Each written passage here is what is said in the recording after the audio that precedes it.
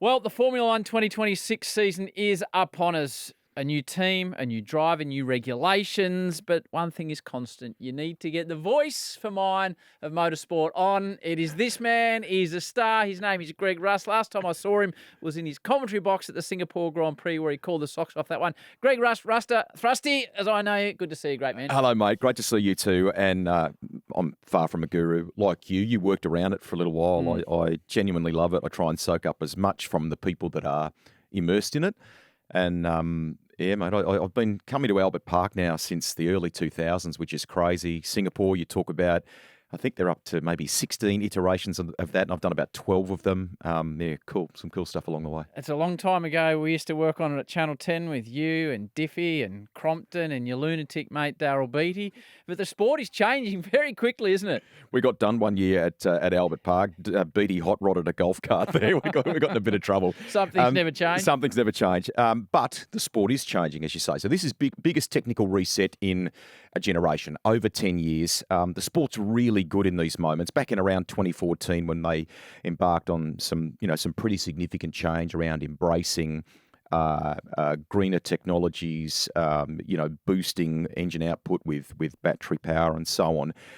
They literally, from a blank sheet of paper, some of these engineers and designers came up with groundbreaking things. So this year, cars are shorter, narrower, 30 kilos lighter, a lot cleaner looking too, Howie. So they wanted to create something that wouldn't disturb the air so much around the cars that follow, hopefully generate a bit more passing.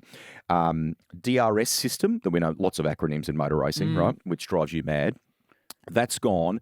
But the front and rear wings are now active, right? So they can be opened to create less drag, cut the air faster, and closed to generate the downforce and support them in the corners. There is almost a 50-50 split in your traditional combustion engine, like you and I might have in our road cars per se, turbocharged 1.6 litre, and then you have battery support. But the pair of them almost generate the same level of power, and the drivers can use measures in the car during the race to deploy that, to recharge that, and so on. So there's a lot required of the driver this year, and I think people like Oscar Piastri have talked about the added bandwidth that you need to do that. Lewis Hamilton's talked about them being, immensely complex and so on. So those that can think strategically about their race, that have that cool, calm ability to do that, but also to understand how to harness, to regenerate, when to deploy, when to best deploy, and so on. I think they're the ones that are probably going to stand out this year. One thing we haven't mentioned, probably should too, is that fuel is a part of this now. It's got to be a made to a certain set of parameters that are greener, more sustainable, but the teams can venture off with their fuel partners and create something that works for them. Now, I'm hanging in there. As long as you didn't go on a tyre, because you and I, we have vast disagreements about the interest levels in tyres. I don't care. I don't care. I'm not letting you talk about tyre degradation, or people will be switching off YouTube and never coming back. But, mate, it's a great explanation. Since, as you mentioned, I had the privilege of working on F1, 97, 98, 99, working on the broadcast. And in my whole time working on it, watching it, then working on it with 10 with you, any change is about spicing up the on-track action. Yep. So a lot of these changes, as fancy as they are, and the battery power and the wings, are to try and produce closer racing and more overtaking. Yep. What do you think? I'm defaulting to some early comments by the driver. We've obviously had some pre-season testing, right, where we've seen a bit of this in action. Whether, you're compromised because you need to lift and coast to regenerate, what impact that has, and so on. I think Max Verstappen sounds like he's been a bit outspoken about them. The drivers at the end of the day want that pure driving pleasure. Well, they want to drive flat knacker the whole time. Yeah, that's right. But that's not what these cars are going to do. No, but at the end of the day, you cover lots of different sports. They are competitive animals, right? And they're given a set of parameters. They will play to those set of parameters, and may the best team and driver win. The parameters are so important, and I think the exciting thing about it, Rusty, is it's a technological revolution, which we see in Formula One. So you have a look at testing, and there's so many different variables. But I reckon it was for one lap. Ferrari rolled this is beyond my technical expertise, which is not saying much, basically a 180-degree reversible wing. This is like getting out the roast chicken rotisserie at the Howie household for a barbecue, right? So it was spotted in the second test at Bahrain, and there are more elements to it than that, but that's the most visual one, right? So you're right, it goes 180 degrees, lots of people talking about it in the paddock. Basically, it can turn itself upside down to assist the way that it cuts the air, make the car quicker. I love the way that they have exploited a loophole here. And there are people that spend their entire year sifting through the sports rules, their new regulations, what can we do differently here, and so on. So their car is slightly more elongated, which makes this possible, what they're using, right? And don't start to bore me. No, I'm not going to. Don't start to draw. But there are other elements that make this on paper effective, right? So it seems to comply. Some rivals are saying, is this thing too heavy? Is it too complex? Will it be troublesome? Why have others not done it so far? And so on. Is it a bit of a kind of smoke screen while you're looking over here and fascinated by this thing that they're doing that maybe is just a toy for the testing? Do you reckon they're going to run it? Do you reckon we could see it in Melbourne? They only ran it for literally 1 or 2 laps. They've experimented with it. I'd kind of be surprised if they don't. Yeah.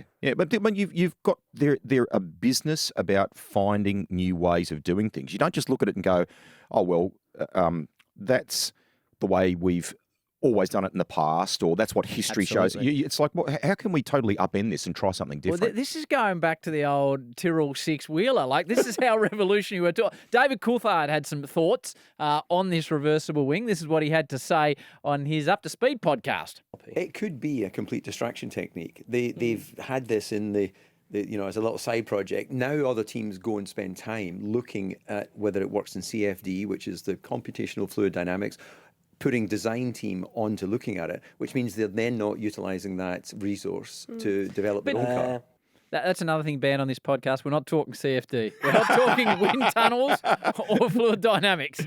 Okay? We're going to put you in a wind tunnel one day. Well, that's you. I got reduced drag, I reckon. I'll be okay. Hey, Audi's coming in with a Revolut F1 team, which is fantastic.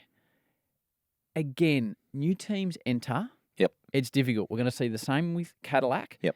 But Audi are a massive mark. They're not coming on with a cut price operation here. How do we think they're going to roll? History shows every time they have entered World Championship level motorsport or pinnacle motorsport, they have been unbelievably good. You've got to hark back to the 80s in the World Rally Championship where they came with this radical four-wheel drive, awesome car that still for many motorsport fans evokes this special memory even now. I'm with, during the week of F1 here in Melbourne, I'm doing a function with Alan McNish. He was kind of one of the gods of sports car racing. When Audi committed to that program, they did some unbelievable things, very memorable races at Le Mans in the United States and so on. It will take time. Formula One is the absolute pinnacle. They have great history that dates back a long way in motor racing. We just talked only about 2 things there.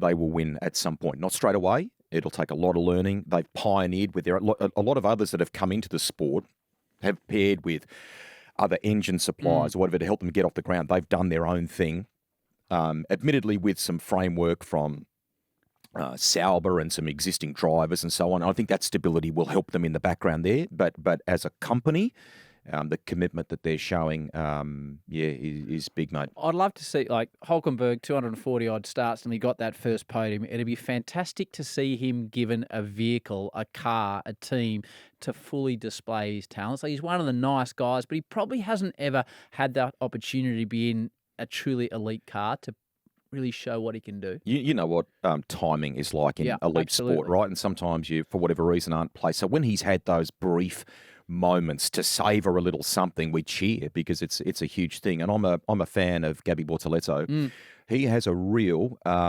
deep appreciation of the history of the sport. For a young man coming in, he's a different generation. I love that. I reckon that's knowing that he's a proper committed athlete, but in the same breath also appreciates the history is a great thing. The other change, new team, and that's always exciting. And it's Cadillac. So this is a massive mark. They've got an enormous history and background behind them. And they've got Bottas and Perez. So my man Valtteri always brings a bit of sizzle. It'll be interesting to see how Perez goes back. Obviously, it didn't work out with him at Red Bull, but they get the Mexican support on board. But it's a massive thing to start a new Formula One team. I was listening to Mercedes talking about it yesterday, and they said this new iteration of the engine they started working on in 2022. So that's 4 years ago. Yep.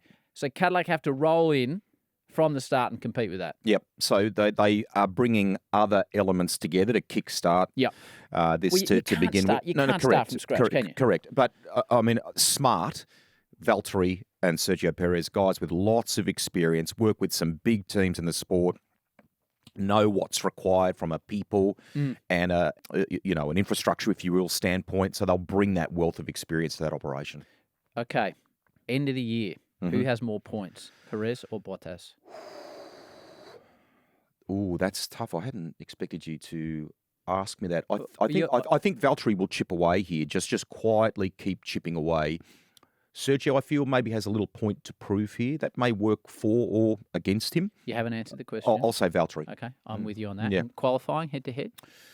Ooh, I'll go the other way. I reckon Perez might have just that slight little edge in those moments. Okay, Formula One, Drive to Survive, it's taken it to a whole new audience, hasn't it? When we used to work on it, it was quite a niche sport. Now there's so many people interested. So we put out, if people wanted to ask questions, MJ here, the server blew up.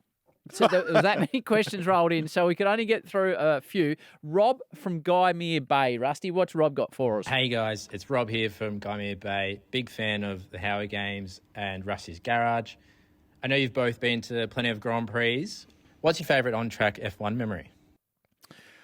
Domestically, Mark Webber, when he was with Paul Stoddart The Minardi. in the Minardi, against all odds, almost getting to a podium scenario. And that was unheard of that day here at Albert Park.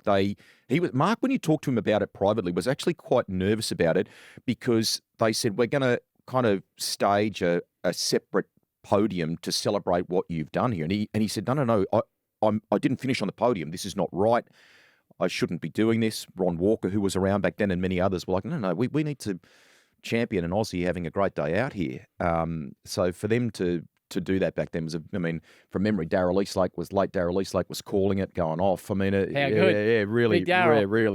Really cool thing. I think for me, my first season working on Formula One, I really had a real affinity with Jacques Villeneuve because Formula One at that stage, like I can remember Coulthard and Hakkinen at that stage with McLaren, West McLaren, that they had even corporate jackets to put on with cardboard down their sidearms. So that when they sat in the press conference, you could see the sponsors better. Yeah. And the anti of all that was Villeneuve because he'd come in, he'd have his baggy ass suit on at the Williams. He had the dyed hair. I think he was going out with Danny Minogue at the time. So I was like, this dude, he's a little bit different. He's not your corporate character. And obviously it came down to the last race in Jerez, and I was there watching that race working, and it got to the top of the straight, and it was Schumacher versus Villeneuve for the world title. Awesome. And Shuey, let's be honest, he punted Jacques off, and Jacques was able to continue on, and he won the world title. And that night, Rusty, we were in a bar in, I don't know, my Spanish geography is a bit dodgy. It could have been, I don't know. It was down near Jerez, and serving drinks behind the bar was Villeneuve and Schumacher. I love that. And they had the race on. And when it got to the point when Shuey punted him off, everyone sort of started booing, and Shuey looked a bit sheepish behind the bar, but he took it on his chin. So Villeneuve, for me, in that moment to win the world title, that's my favourite Formula One memory. Now, Jess from Abbotsford. Come in, Jess. Hi guys, Jess from Abbotsford here. This might be a hard one for you, Rusty, but who is your favourite F1 driver of all time? Oh, hands down, the late great Ayrton Senna. For me, I can vividly remember watching Imola the night that he died. I went and woke up my dad, who's gone now, and I said, "This looks bad." And he only won 3 world titles. That's what the stats will show. But what he brought to the table back then revolutionised the sport from a training standpoint, a commitment standpoint. I would love to have known what he might have gone on to add to in terms of that tally, but I will always have a very special memory of Ayrton Senna, and I never got to in a broadcast sense, see him in the flesh. I was too young at that stage, still too early in the broadcast journey. But I've spoken with people. There's an Aussie journalist who was one of the last to interview him for a story and things like that. Yeah, got Senna for me. Do you remember when the doco came out and you were hosting it at Crown in Melbourne and you did an amazing job? I think we were doing a story. I might have been there doing a story for RPM and you were hosting it. And then it was a phenomenal documentary, but I can clearly remember they rolled it out and it was obviously majority was in Portuguese and there was no subtitles. And I remember the majority of the audience sitting there going, it looks good, but we're not exactly sure what's going on here. They did an amazing job with that doco. Phenomenal. That when they eventually got the approval from the Senna family and I think from Bernie Eccleston back then, they let him into the archives, and what they found was a treasure trove of stuff on him, mate. And they Manish Pandey, I think, was the producer of it, and James Allen told me a lot about it in the lead up, and you just knew it was done beautifully. For me, I like sizzle. I'm all about entertainment. Lewis for me. Yep. 7-time. Potentially controversially, let's be honest, probably should be 8-time, but anyway, we won't go into the whole situation that happened there with Max and etc. But I love getting the opportunity to speak to him, Rusty, and he doesn't talk about tyre degradation. I'm with him on Saturday. And I'm talking with him on Saturday. And he said to me last year when we were doing a similar thing, for some reason, our crazy wildlife came up, and he said, like, man, sharks, snakes, spiders. He goes, you can have all that. Yeah. No, he's cool. He's cool. Final question, Daniel from Hallam. Hey guys, it's Daniel from Hallam. What's the best Grand Prix that you've been to apart from Australia, elsewhere in the world? Thanks, guys. That's a good question. I went with the 10 Network back in the day, the British Grand Prix, to be at Silverstone, a real heartland for the sport. I have very vivid memories of that. I've done plenty at Singapore. You and I have covered that. Been to Spain on occasion, and testing down at Jerez as well. It's probably more the ones that I haven't done that I would like to do, and I'm getting to an age and stage now where I start to think about some of that stuff. So where would you go? I'd love to go to places like Spa, for example. Yep. Late in Mark Webber's career, Neil Crompton went there and spent the weekend with him, and just to see the cars through Eau Rouge and stuff. I believe the sport should have that balance still. Like, we go to these flash venues from, Las Vegas, Abu Dhabi, all this. So okay, we need that. We need that stuff. But in the same breath, you've still got to have that sprinkle of the real traditional venues that are the backbone of the game. Well, I guess when I was working on it, I was lucky that they were the majority of those venues. So I haven't been to any of the new venues, and going with Erica and seeing you in Singapore, that blew my socks off, that Grand Prix. First time I'd seen a Formula One car at night. And there was Elton John on the Sunday night. There was a Foo Fighters on the Saturday night. There was crowded house. It was that, and the city was outstanding. So I love that. But the ones that I had the privilege of going to when I was working, like Monaco is phenomenal. Monza in the park with the Tifosi. Man. But the one you picked, I can remember clearly the first time on the Friday. So we'd rig the track during the week, was Spa. And it always seemed to be raining when I was there. And I was with a cameraman who was at the top of Eau Rouge. And the cars came up for the first time in the first lap. And I was like, oh, this is impressive. And second lap, they're going. Yep. And I just couldn't. It's the first time I thought, these blokes deserve every cent they get paid, because the speed that they would have. Can't see at the top. Totally. Blind. So Spa for me. If you get the opportunity. Monza too. In the park, and you can go walk around and see the old banking where they used to race, and the sort of 45-degree angle of it. Rusty, we could talk about this for ages, and I know you want to get on to tyre degradation, but I'm not going to let you. I'm not going to let you. Okay, we'll go 3, 2, 1. You go 3, then I'll go 3, 2, and 1 for our predictions for top 3 in the Drivers' Championship in 2026. Coming in third, according to you, Thruster, Max Verstappen. I've gone Max Verstappen as well. Cool. I think just to explain a little bit there, the whole partnership, them working with Ford, but basically building their own engine, I think they're in better shape than many gave them credit for in the lead up. He's an unbelievable driver, and even if the chips are a little bit down, he doesn't sound like he's a huge fan of the new regs. He will make something of that. He's just an unbelievable competitor. Yeah. No, I've got number 3 of Verstappen as well. So 2 in the Drivers' Championship in 2026 in second place. Oscar Piastri. Okay. He'll take a step this year. I don't know, as we sit here and record this now, whether they've got the car just yet. He'll have learnt a lot out of last year as a person, and I think he will come back very strong this year because of it. Okay. In second place for me, all the pre-season talk is about the Mercedes, and if you had to back Russell or Antonelli purely from experience, you'd back George Russell. He looks like he's got Formula One world champion written over him at some stage, but who would know the changes that are going to occur? And I think it will be a development race. What we see in Melbourne could be very different to what we see in China, let alone what we see in the second half of the year. You're in for an unpredictable 6 or so races. I think there'll be stuff here that they learn, they tidy up, whatever.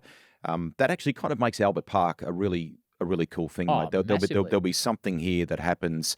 Hopefully it's an Aussie on the podium, right? But there'll be a few things here that are a bit left of field, I reckon. So I've got Russell in second. So your 2026 Formula One world champion, George. Yeah, I feel like they'll have the package. A lot of people saying that they haven't completely showed their hand yet. He's definitely out to prove a point, I think. Lots have said about, where they're going to try and lure Max Verstappen there at one point last year and so on, and what sort of deal would they give George. He'll be a good leader, and he's a good leader, and he'll make the most of what they've got, and we haven't seen the best of what they've got yet. The whole of YouTube is hanging on who I'm going with, but just before I do, so you haven't got the current world champion in your top 3, Lando Norris? That's actually a very valid point. Maybe I've gone sort of no backtracking. No, I'm not. So maybe there's a bit of heart in some of the answer that I've given you there. At the moment, no. I haven't either, but I've delivered the Formula One world title, maybe 70% heart to Oscar Piastri. Love it. But as well as 70% heart, I think you pointed it out beautifully. I think the driver's intellect is going to need to be so high this year with all the different things. It's not just driving the car flat out. It's those that have got the bandwidth, mate. Yeah, and I just feel his calmness. Like he's a dead-eyed, he's an assassin. Like he's just so calm in the car. So with all that going on, I think if they give him the car, which is obviously, a massive precursor to that happening, I think he can win the world title. He's got very good people around him. Some of that has shifted a little over summer. As I say, he'll have learnt a lot out of last year, and make no mistake, for all the cool and calm, there's deep hunger underneath there. Well, mate, it's been a pleasure to sit down and chat with you again. We could have gone sure, on for ages. You don't want to talk tyres with me? No, we're not talking any degradation. I'm telling you right now, though. The good news, though, Rusty, our special preview, this one ahead of the 2026 season, all thanks to BP, who do a magnificent job. They're the technology partner of the Audi Revolut F1 team. Now, you know what else we can thank BP for, Guru? Have a listen to this. We've been there. Have a listen. Correct. The chance for you and a friend to win one of 3 trips to be trackside at the Singapore night race. We're friends, aren't we? We are. My word, we are. Well, you'll be there taking invoices from left, right and centre anyway. But the chance for you to go to the Singapore race, it includes 5 nights accommodation, a meet and greet with Nico Hulkenberg. So good. And dinner with Greg Rust. So this is unbelievable. No one's told me about this. This is unbelievable. Barry Sheen would say, what's second prize? Correct. So entering is easy. Spend $20 or more at BP, scan your BP rewards, and you'll be in the draw to head to Singapore to hang out with Nico, watch the race, beautiful accommodation, and dinner with Rusty. Perfect. Get amongst it. Great stuff, brother. Lovely to chat with you, mate. Nice to catch up. Thank you.